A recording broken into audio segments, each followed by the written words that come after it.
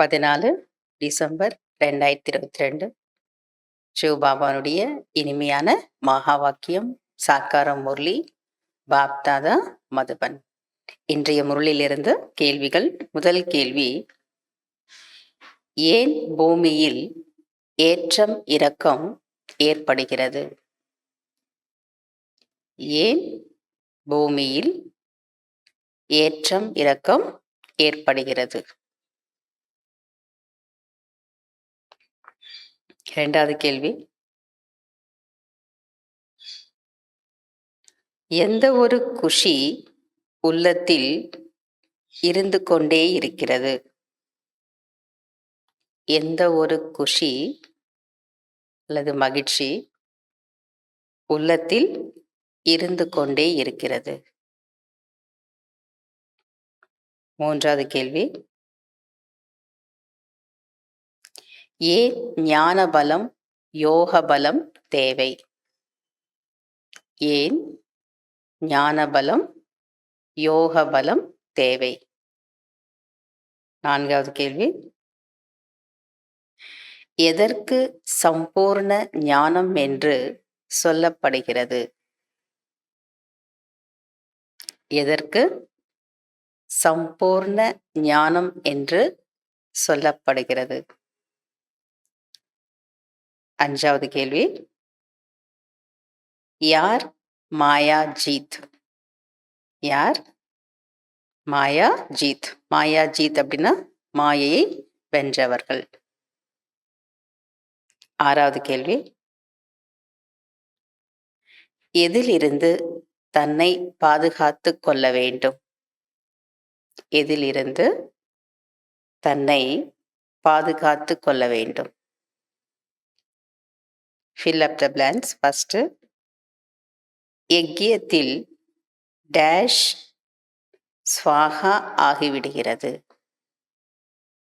யஜ்யத்தில் dash ஸ்வாகா ஆகிவிடுகிறது. இரண்டாவது, தேவதைகளின் தர்மம் டேஷ். தேவதைகளின் தர்மம் டேஷ். மூன்றாவது, துவாபர யுகத்தில் இருந்துதான் டேஷ் விகாரம் ஆரம்பிக்கிறது. துவாபர யுகத்தில் இருந்துதான் டேஷ் விகாரம் ஆரம்பமாக இருக்கின்றது.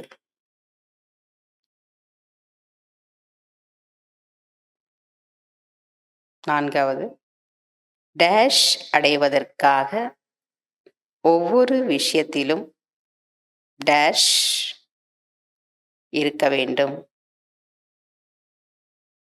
டேஷ் அடைவதற்காக ஒவ்வொரு விஷயத்திலும் டேஷ் இருக்க வேண்டும்.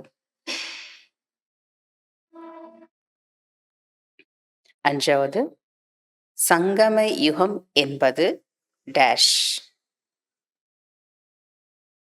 சங்கம யுகம் என்பது டேஷ்.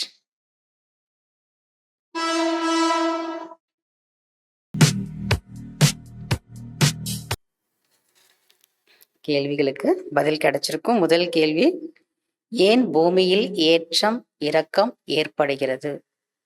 ஏற்றத்தாழ்வு ஏன் ஏற்படுகிறது?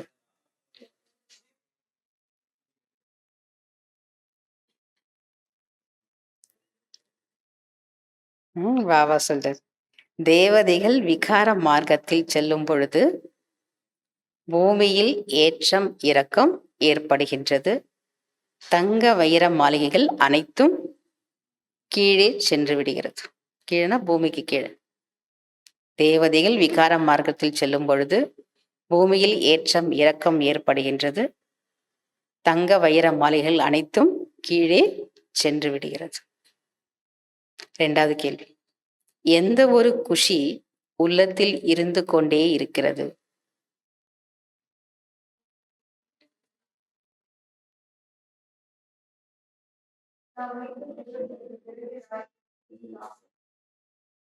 எந்த ஒரு குஷி உள்ளத்தில் இருந்து கொண்டே இருக்கிறது?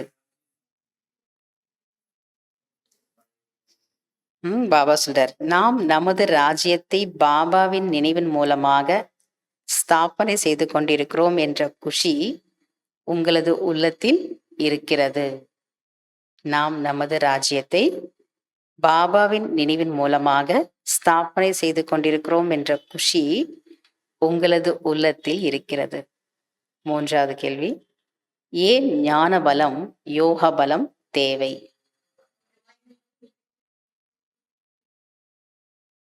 ஏனென்றால் இதன் மூலம் மாயின் மீது வெற்றி அடைந்து உலகிற்கே எஜமானர்களாக ஆகிறீர்கள். ஏனென்றால் இதன் மூலம் மாயின் மீது வெற்றி அடைந்து உலகிற்கே எஜமானர்களாக ஆகிறீர்கள். நான்காவது கேள்வி, எதற்கு சம்பூர்ண ஞானம் என்று சொல்லப்படுகிறது?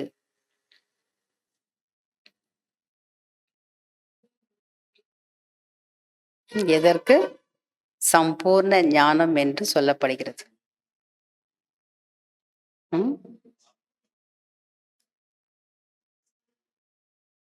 பாபா சொல்றாரு, அன்பில் மூழ்கி இருப்பதுதான் சம்பூர்ண ஞானமாகும். அன்பில் மூழ்கி இருப்பதுதான். யாருடைய அன்புல? பாபாவுடைய. அன்பில் மூழ்கி இருப்பதுதான் சம்பூர்ண ஞானமாகும். அஞ்சாவது கேள்வி, யார் மாயா ஜீத்?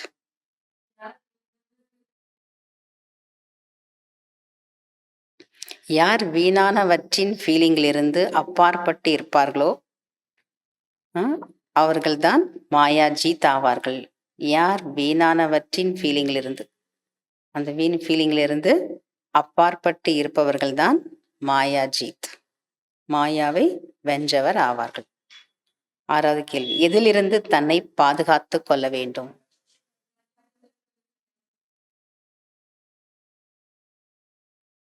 அன்ன தோஷத்திலிருந்து தன்னை பாதுகாத்து கொள்ள வேண்டும்.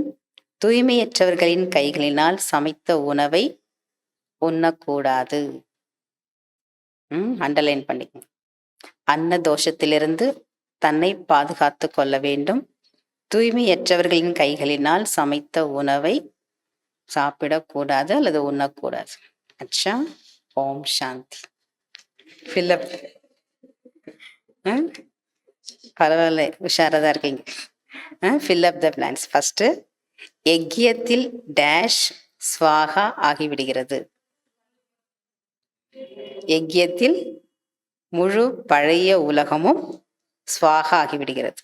இரண்டாவது, தேவதைகளின் தர்மம் டேஷ்.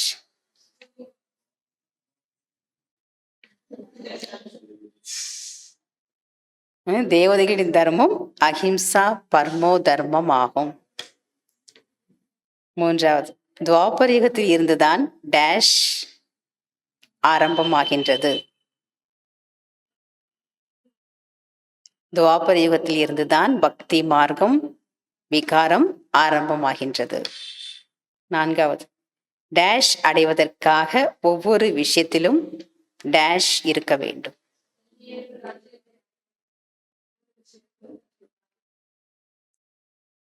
எல்லையற்ற ராஜ்யம் அடைவதற்காக ஒவ்வொரு விஷயத்திலும் தன்னை பாதுகாத்து கொண்டே இருக்க வேண்டும். அஞ்சாவது, சங்கம யுகம்